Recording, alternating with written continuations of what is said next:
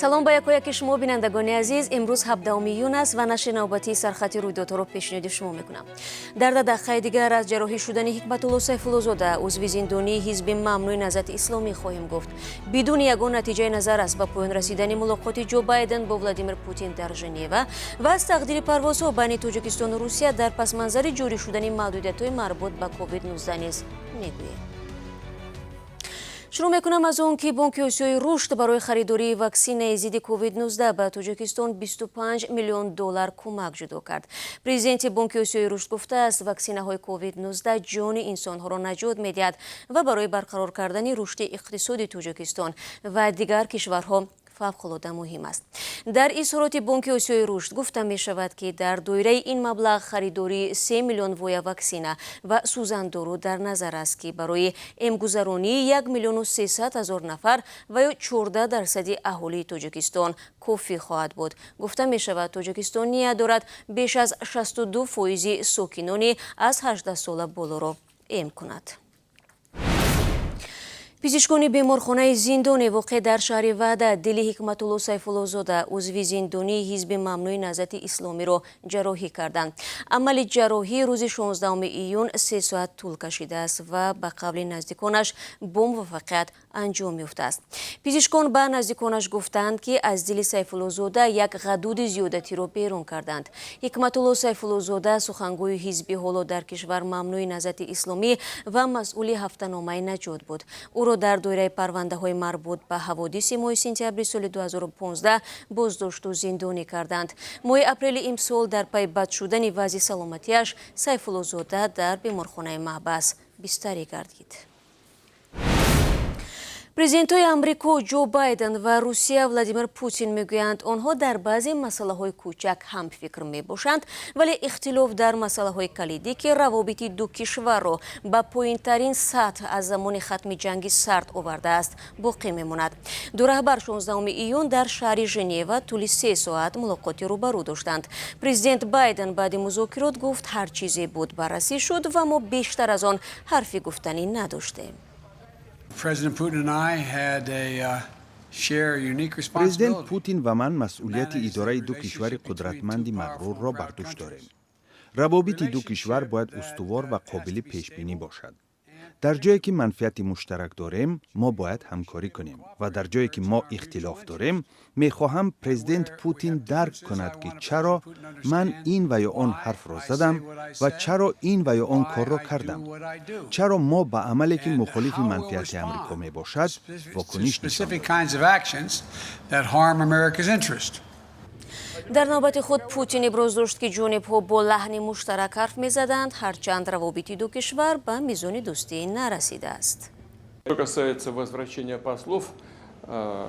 дар мавриди бозгашти сафирон ба ҷои корашон мувофиқат кардем, ки сафири Амрико ба Москав бармегардад ва сафири Русия озими Вашингтон хоҳад шуд. мо мувофиқем, ки қазия рафъ шуд ва онҳо бармегарданд. мулоқот дар даврае доир шуд, ки раҳбари Русия талош дорад қудраташро дар низоми сиёсии ин кишвар афзоиш бидиҳад. Дар арафаи мулоқот коршиносон пешбинӣ намекарданд, ки суҳбати Байден ва Путин боиси пешрафти назаррас дар равобити Вашингтону Москав гардад.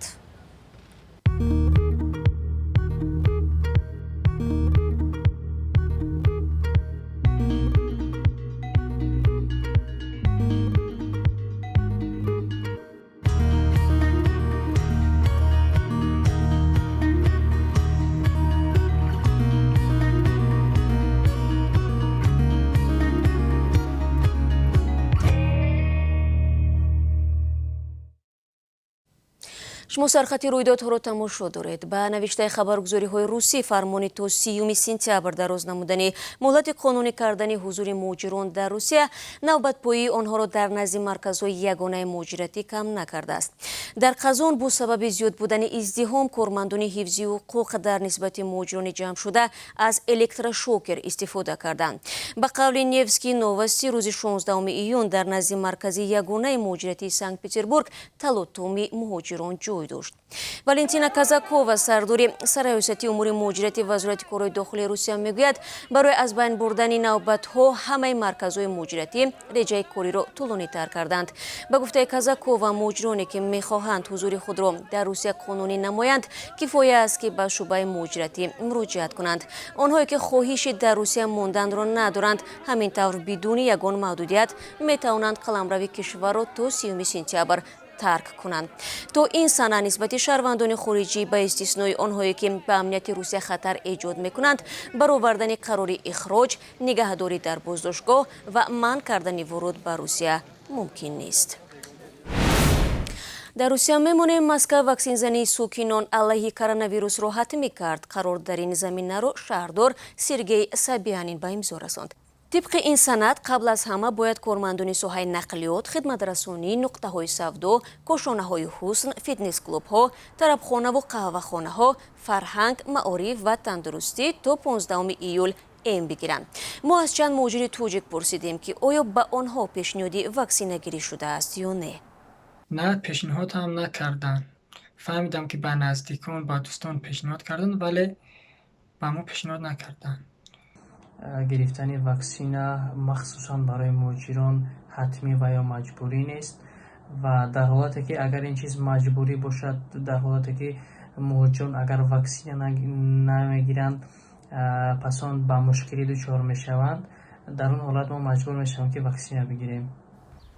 ҳарчанд дар Русия то кунун 4 ваксина алайҳи коронавирус ба қайд гирифта шудааст, вале ба гуфтаи Владимир Путин дар як сол танҳо 18 миллион нафар аз COVID-19 эм карда шуданд. ин рақам каме бештар аз 10% аҳолиро ташкил медиҳад. кор ба ҷое расидааст ки дар Москва ва вилояти он мақомот барои ҳавасмандкунии мардум миёни онҳое ки ваксина мегиранд барои бурди мошин ва хона лотарея мегузаронанд. аз рӯзи 12 июн дар пойтахти Москва бинобар 20% зиёд шудани гирифторӣ ба коронавирус ҳафтаи таътил ва ғайрикорӣ эълон гардид. аз 7 июн дар шаҳри Санкт-Петербург низ баъзе маҳдудиятҳо ҷорӣ хоҳад шуд. мансур муҳиддинов, довари дараҷаи байналмилалӣ дар риштаи мушзанӣ мусобиқоти бокс дар бозиҳои олимпии Токио 2020-ро ҳакамӣ мекунад. Кумитаи олимпии Тоҷикистон гуфт, ин бори аввал аст ки як намояндаи Тоҷикистон дар бозиҳои олимпӣ доварӣ хоҳад кард. Муҳиддинов аз тарафи гурӯҳи вижаи Кумитаи байналмилалии олимпӣ оид ба бокс ба мусобиқаҳои интихобии олимпии Африқо ва Аврупо даъват шуд. ӯро дар баробари 36 нафар ба бозиҳои олимпии 2020 даъват карданд. Мансур Муҳиддинови 44 сола аз соли 1991 ба бокс машғул мебошад. аз соли 2001 ба кори мураббигӣ ва доварӣ гузашт.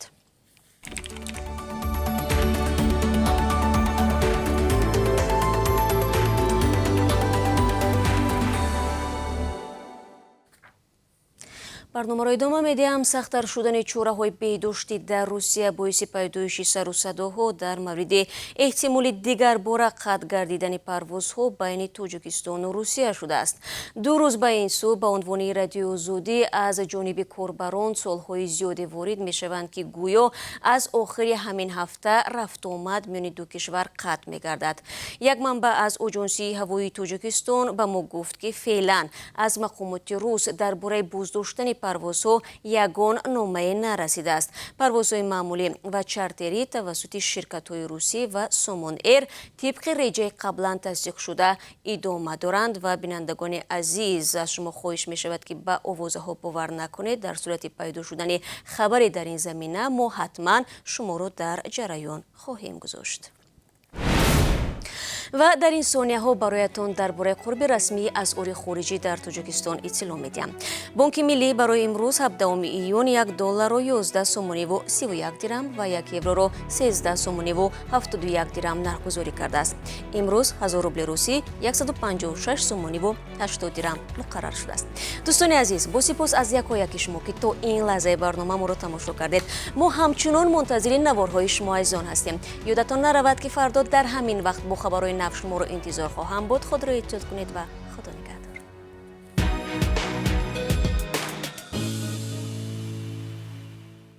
салом, агар хату хабар мехоҳед мо дорем. навиди бомдодӣ, сархати хабарҳо, ахбори Тоҷикистон ва ҷаҳон, гузоришҳо ва таҳлилҳо. чӣ мегузарад ва чаро? донистан фаҳмидан аст. замима ё апи моро бигиред.